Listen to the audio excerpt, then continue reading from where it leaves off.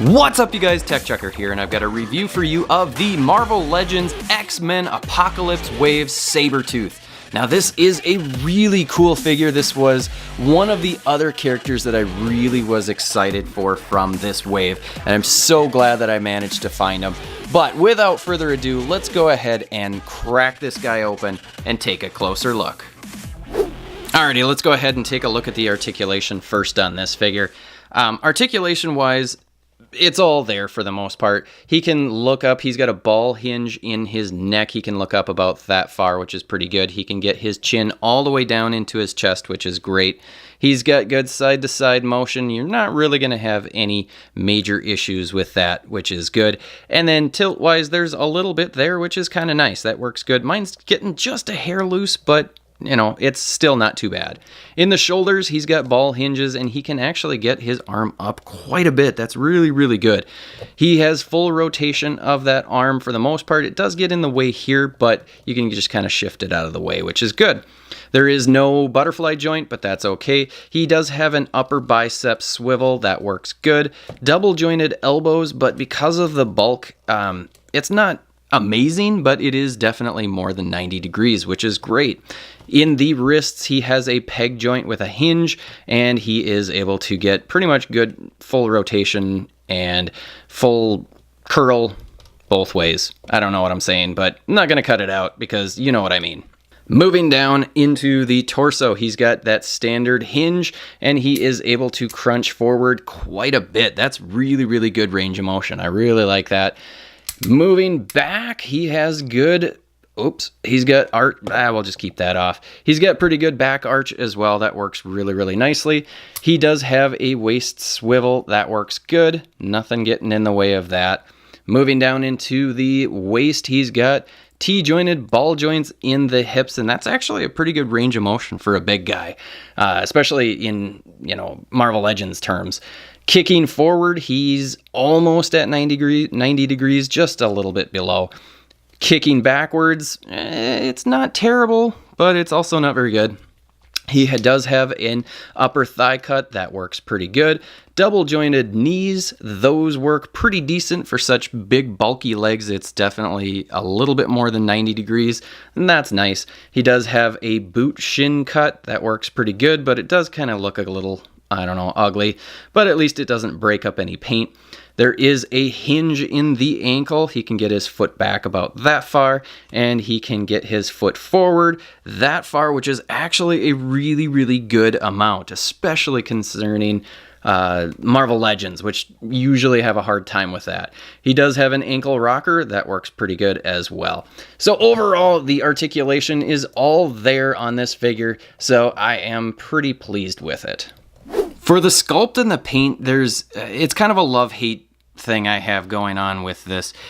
Looking at the face sculpt, I think that they did a really, really nice job with this face sculpt. It's kind of just a really mean, nasty look. I don't like that it's pretty shiny paint. It's very glossy, so I might take a matte finish and just kind of spray that on there.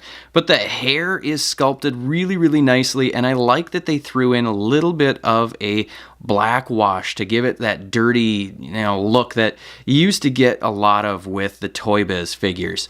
And that brings me down to his mane-like thing here, which also has really, really nice sculpt work and really nice paint. There's a black wash on this as well, and it looks really, really good. I think Hasbro did a great job with the head sculpt and with this thing. That's where it starts going downhill.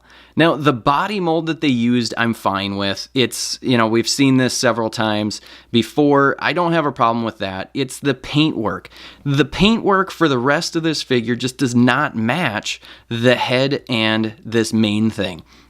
It's so incredibly simple. There's no shading whatsoever anywhere. It's just, basic brown and yellow. And when you get down into the legs, and I'm not familiar with this particular costume, the legs are just too yellow. It needs to be broken up a little bit more, in my opinion. I just think it's a little bit bland, and it doesn't match the really, really cool work that they did here all around here. But the paintwork that they did do is fairly clean. The lines are relatively clean. I don't see a lot of feathering, and these stripes are definitely very clean. So I'm pleased with that. There is a little bit of paint missing here, and then some paint that got over here. So it is messy in other areas. Here's some more paint rub that is kind of causing some issues. But overall, you know, it's still pretty good. It just isn't a complete paint job for me because they just didn't match the entire thing. All right, let's take a look and see how tall Sabretooth is. He is a fairly tall figure. He's coming in just around 7 inches, which is a pretty good size figure. For perspective's sake, let's put him in next to Deadpool and see just how tall he is. Now, Deadpool is right around 6.5, 6.75 inches tall. So Sabretooth is definitely a little bit taller than him, which is pretty cool. And of course, I can't find my Tiger Stripe Wolverine that came with him, but this one will do for right now. You can see he's considerably shorter than he is. So there's your size comparison.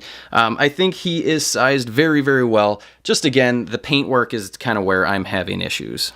And last but not least, accessories. And here's the biggest disappointment of all. There are no accessories. Now, you might consider this an accessory. I don't, because if you take this off, I mean, who's going to display him without that on?